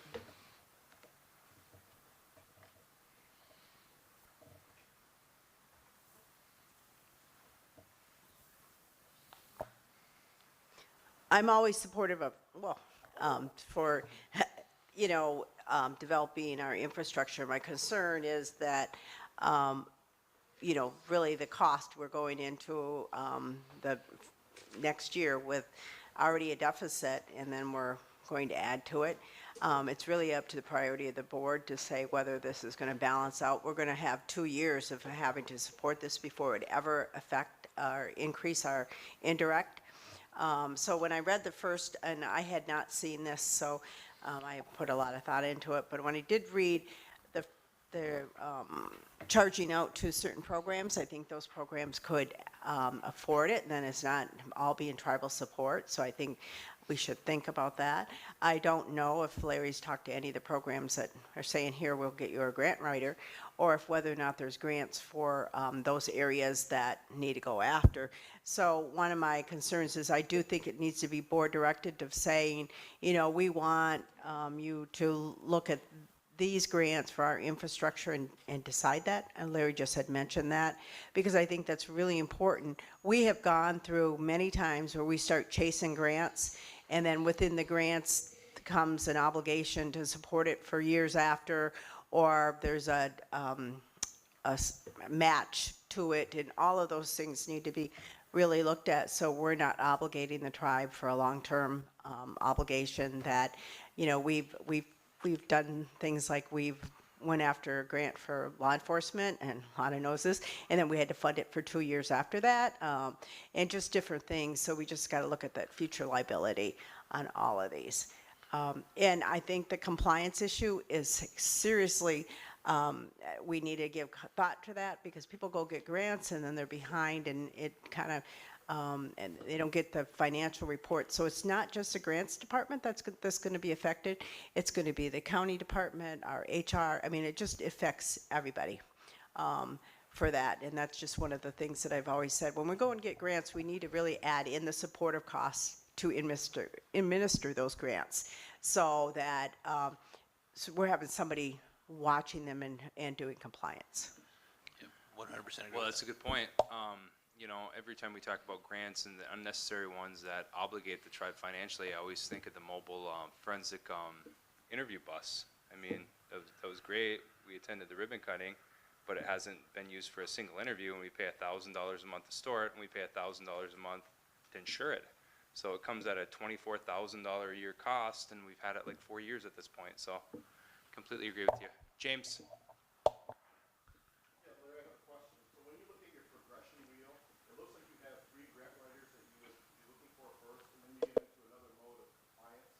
Correct.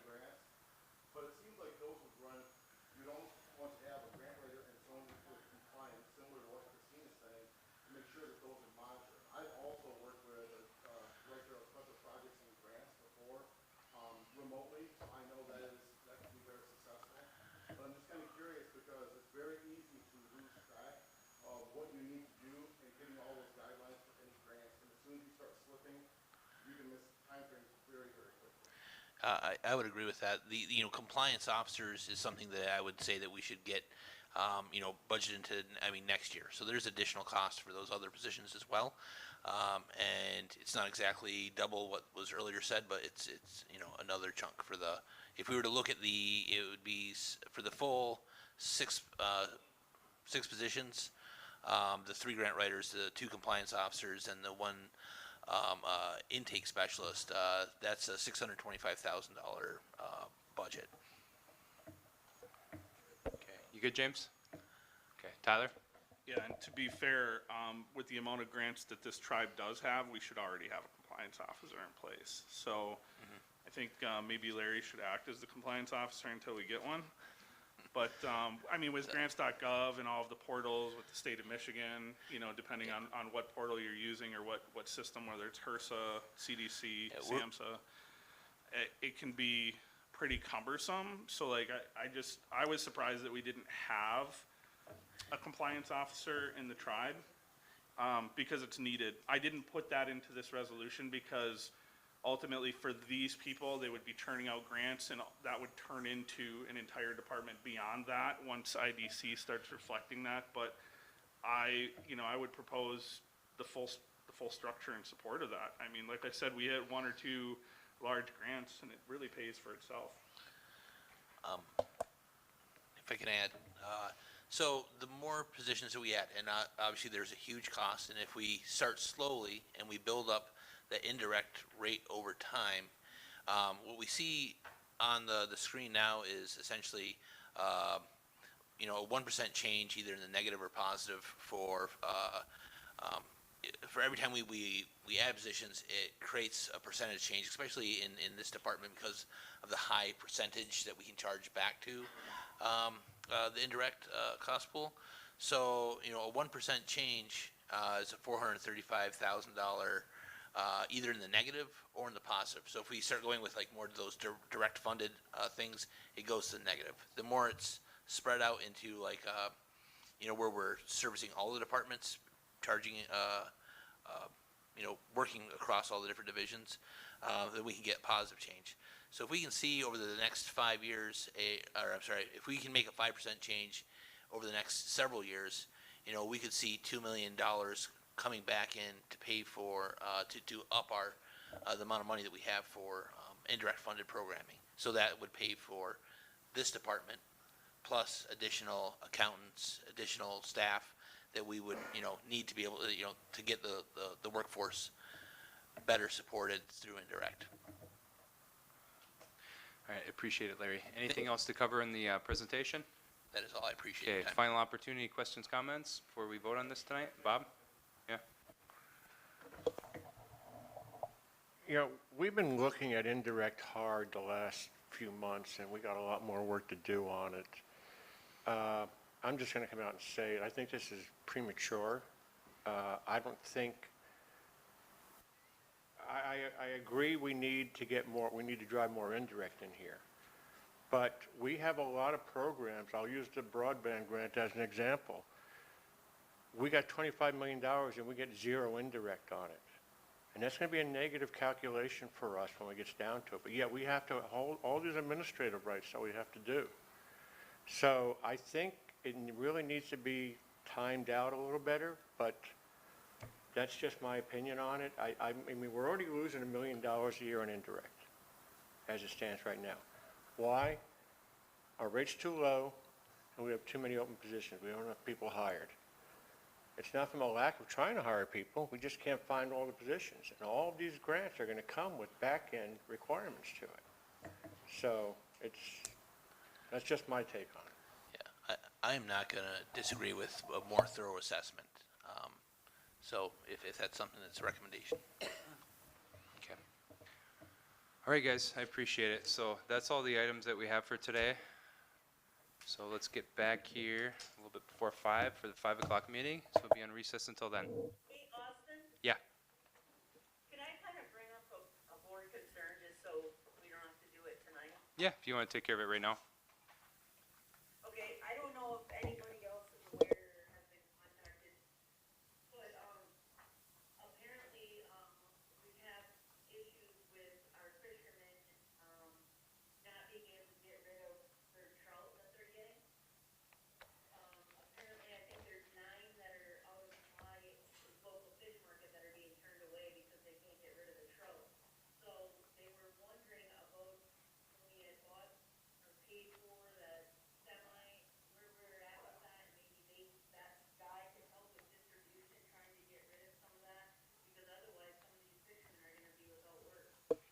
There's just not enough white fish. Who are you talking about? The semi who? Remember it was in COVID when we couldn't, the markets weren't taking the fish, so we ended up working with a guy that owned a semi, and he was supposed to pay us back, and I don't think he's made all the payments back, but wondering, I know Bob knows who the guy is, wondering if Yeah.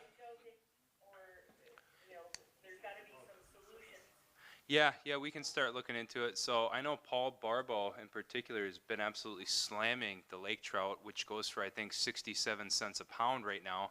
So when people go to restaurants, typically you're not ordering lake trout, right? So there's less of a demand for it. So it's what are the fishermen going to do with these fish?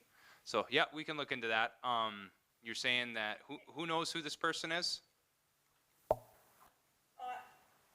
Bob, CFO Bob, because we were supposed to be paid back, and at last time I knew, I think it even got brought up at the conservation meeting that Yeah, we had legal send out a final demand letter to him. His last name is Beach. I can't remember what his first name is. And the balance at that time, I believe, was $11,000 settlement for him to pay off the remaining part of his loan. I spoke to Ryan about it a couple of weeks ago. I know he had sent out the demand letter. I don't know if we've received anything on it in the last couple of weeks.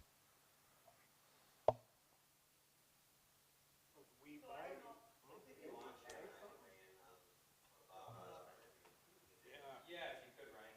Yep. Yeah. So, I think it was a couple of conservation proceeding meetings ago, the trucker in question, you asked about doing a payment plan. He is in arrears, over $11,000, so we're gonna do an amendment to that contract to allow him to do a repayment plan. My understanding to Bridget's inquiry is that, as far as I know, he's still in operation. So he might be a resource to help these fishers find other buyers. And obviously, I know that the trucker ships Wisconsin, and he ships down to New York. I'm not sure where all his routes are, but as far as I know, Bridget, he is still in business. We have not paid back his loan. We are working with him on a payment plan and an addendum to that original loan agreement to get it reduced to writing. They're supposed to have made a payment in good faith last month, and I haven't seen that, but we are still working with them. Is there a way that we can reach out to him to see about maybe helping these, I mean, a lot of these, I'm assuming, are small boat captains that, are, this is them making a living with the amount of whitefish that is declining in Lake Huron and whatnot. So with there being, 3 weeks left of fishing, I guess, I'm not sure what our options are, but if we can at least pursue it. Yeah, I guess I don't know how much the board wants to try to sell to help these fishers find buyers. Certainly, we can reach out to Beach Transport is the company, the trucking company, and see if they would help fishers connect with buyers. Yeah, I don't know how much of a deep network that trucker might have. I do know, you're right, Rich, I have heard the same thing, that the trout supply is pretty much, for years, at its peak, buyers are turning away the trout. They don't need or want anymore. I can reach out. This company is kind of hard to reach, probably because he owes us money, so I will reach out and see if I can connect with him, see what I can find out. Okay, I appreciate it. Thanks, Ryan. All right, thanks. Anyone else have a board concern they want to take care of right now? Yeah, go ahead, Kim.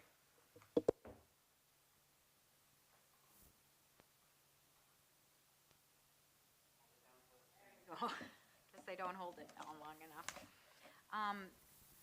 Separation of court, when can we as a board start working on this? Because, I've heard we've all campaigned on it, and something I think we do need. So if we could get a workshop going. So Monday? Aaron Schlehuber, I think he's meeting with the Elder Advisory Committee. So before you got on the board, Kim, there was a request for the Elder Advisory Committee to look at constitutional amendments, which would be a separation of powers, whether that be 2 branches or 3 branches. But he's going to be meeting with them, and I presume he's going to bring that information back to the board for us to start crafting everything at that point. Is that accurate, Aaron? Correct. Okay. Bridget, do you want to speak on this, or is your hand still up? I have another concern. Okay, Okay. thank you. I'll call on you once we're done with this issue. Aaron Paymont? Yeah, just to echo that, I'm asking, my question might be different than Kim, because she said separation for the court. Mine is full 3-branch separation of powers. But just the same sort of question, though, is can we get on the agenda so we can have a regular schedule of when we're going to talk about separation of powers or constitutional amendment, whatever it is that we end up doing. And then I do have another issue, but I'll wait. Yeah. So we'll most likely have to have a workshop on its own day for that, based on what Lana's telling me. So we'll find a date and we'll inform you guys. Yep, that way it'll be on you guys' calendar. That way you guys will know it's there. Okay. Rob? I just want to say that I don't believe we need to go down the rabbit hole of recreating the separation of powers. I think we spent over $500,000 on it already. The constitutional committee that developed it. You know, I worked on revisions for a long time. I have a copy that I am going to put on the board agenda because I believe that we need to honor the work that has already been done on it. There's a couple parts that should be, should definitely be determined outside of the amendment because I don't think they're necessary to it. And I believe that it could be handled in the courts, such as the membership ordinance. As many people know, the math dam is an issue on there, but it's an issue of constitutionality. So I don't think that should be brought in the separation. It's under section, Article 5. That's still omitted and determined later, but honestly, there's not too many different ways to do a separation of powers, to create a three-branch government, and the work's already done. I mean, we've already paid, like I said, and I think we have to check with legal or law, but I'm sure that we exceeded well over $500,000 in legal performance. I just don't see why we would go back and recreate that entire wheel when the work's already done. So we could either sit here and recreate a new process, do it, drag our, open up a whole new can of worms, but this, the amendment, that I will be presenting has already been brought forward to the board. There's a letter from John Cosley asking the board to vote on it. The issue is that it was asked to be voted on the entirety of the new constitution, when the direction of the membership was actually to vote on individual amendments. So I think if this is the first step that we need to do, then it just needs to be simple that we extract the separation of powers amendment from the original new constitution that was approved by the Constitutional Committee and vote on it. It's that simple. So I don't know why we're going down this rabbit hole of recreating this huge process when this process was done. It's already complete. It just needs voted on. Okay. All right. So we done with this issue? So we'll get it on a workshop agenda and we'll discuss it. All right, Bridget? So I know years ago, when I worked at the casino, and obviously I think it's still happening, but, I was approached by, a new couple, I guess, that had moved to the area, and they don't have transportation, and they work at the casino. And, so I'm wondering if, because we are so desperate for team members, and one of the issues is transportation, if we did open up, to allowing our team members to ride shuttle. I don't know how the casino staff would feel about that. I think that we should look at it. You know, I understand both sides of it because we're paying for them to go and it's for business purposes, but, if we are in a crisis with employees, this could maybe help for those people that, you know, don't live close to the reservation or our casino. Okay, I appreciate it, Bridget. So Lana, mark that down. Let's forward that on to Al to start exploring it to find out whether or not it's an idea he can support. Okay. Anyone else? All right, recess until 5 o'clock. See you guys then.